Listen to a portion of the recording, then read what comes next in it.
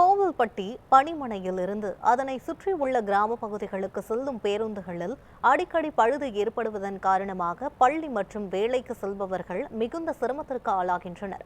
இதுகுறித்து நமது செய்தியாளர் மோகன் நடத்திய கள ஆய்வை தற்போது பார்க்கலாம். தமிழகம் முழுவதும் இயங்கக்கூடிய அரசு பேருந்துகள் நிலைமை குறித்து நியூஸ் 7 இன்று நாள் முழுவதும் கள ஆய்வு நடத்தி வருகிறது. குறிப்பாக திருநெல்வேலி மண்டலத்தில் இயங்கக்கூடிய அரசு பேருந்துகள் தற்போதைய நிலைமை குறித்து நியூஸ் 7 தமிழ் இன்று நாள் முழுவதும் கள ஆய்வு நடத்துகிறது. கோவில்பட்டி பணிமனையில் மட்டும் கிட்டத்தட்ட 68 பேருந்துகள் இயக்கப்படுகிறது.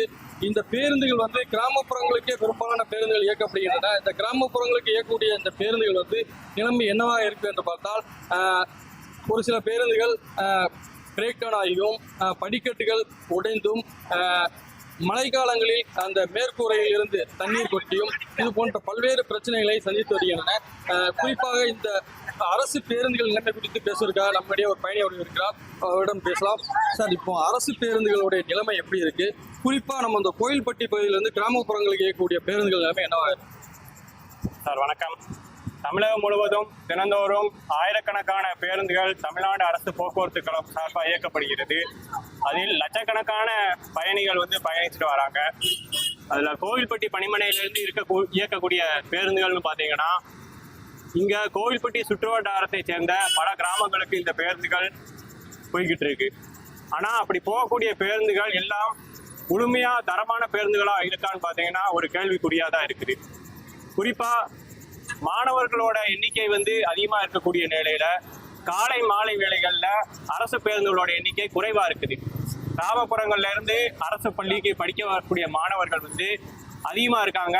இவங்க பஸ் பாஸ் வச்சுதான் பேருந்துகளில் பயணிக்காங்க. ஆனால் அப்படி மாணவர்கள் கூட்டமாக வரக்கூடிய நேரத்தில் அதிகப்படியான பேருந்துகள் இல்லாதனால படிக்கட்டுகளில் தொங்கிட்டு வரக்கூடிய நிலைமை. இதனால மாணவர்களோட உயிர்கள் போகக்கூடிய நிலைமையை நம்ம பார்த்துக்கிட்டு இருக்கோம். அதே மாதிரி அந்த பேருந்துகள் முறையான ஒரு கதவுகள் தானியங்கி கதவுகளோட இயக்கப்படுதான்னு பார்த்தா கிடையாது. இதனால படிக்கட்டில் தொங்கிக்கிட்டு வர்ற மாணவர்கள் ஒரு ஸ்பீட் பிரேக்கர்ல ஏறி இறங்கும் போது கீழே விழுகிறதையும் பார்க்குறோம். இதெல்லாம் இந்த அரசாங்கம் கருத்தில் கொள்ளணும்.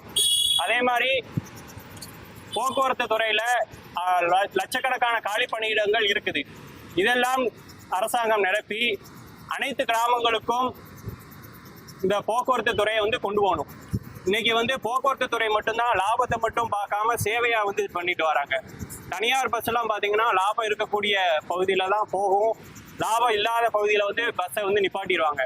ஆனா கவர்மெண்ட் பஸ் ஒரு ஊர்ல 2 பேர் இருந்தாலும் அந்த 2 பேருக்காண்டி பஸ்ஸை கொண்டு போறது தமிழ்நாடு அரசு போக்குவரத்து கழகம் தான். எனவே இந்த அரசாங்க போக்குவரத்து கழகமானது அனைத்து பேருந்துகளையும் முழுமையாக பரிசோதனைக்கு உட்படுத்தி மாணவர்களோட பாதுகாப்பையும் பொதுமக்களோட பாதுகாப்பையும் அனைத்து பயணிகளுக்கான பாதுகாப்பையும் உறுதி பண்ணணும்னு கேட்டுக்கிறோம். பார்த்தீங்கன்னா, இப்போ இந்த அரசு பேருந்துகளில் பயணிக்கக்கூடிய பொதுமக்களாகட்டும் மாணவர்களாகட்டும் அவர்களுடைய பாதுகாப்பு முக்கியமாக இருக்க வேண்டும். ஏன்னா பல்வேறு இடங்களில் இந்த விபத்து நடக்கிற சம்பவங்களை பார்த்தா பொதுமக்களுக்கும் அதில் பயணம் செய்கிற பயணிகளுக்கும் மிகுந்த ஒரு அச்ச உணர்வாகவே இருக்குது.